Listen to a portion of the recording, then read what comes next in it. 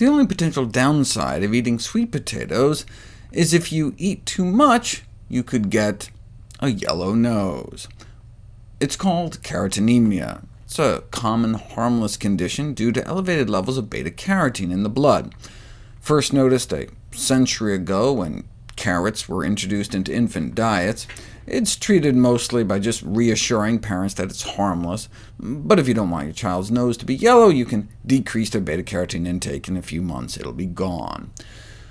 But color is what we're looking for. When picking out varieties at the supermarket, the intensity of the yellow or orange flesh color of the sweet potato is directly correlated to its nutritional content, so the more intense, the better.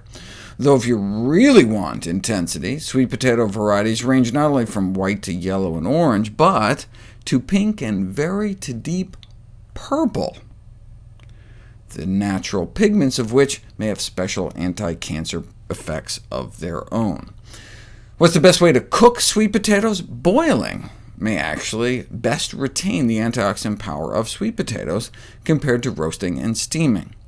If you compare baking to boiling, microscopically, boiling helps thin out the cell walls and gelatinize the starch, which may enhance the bioavailability of nutrients, while at the same time the glycemic index of boiled sweet potatoes was found to be only about half that of baking or roasting, so boiled gives one less of a blood sugar spike.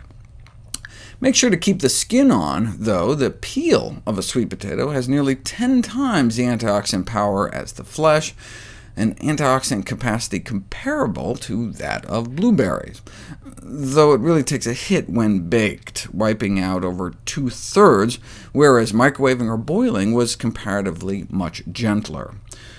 The same with the rest of the sweet potato. Baking can cause an 80% drop in vitamin A levels, twice as much as boiling, so from a nutritional standpoint, boiling rather than baking can be recommended for sweet potato cooking.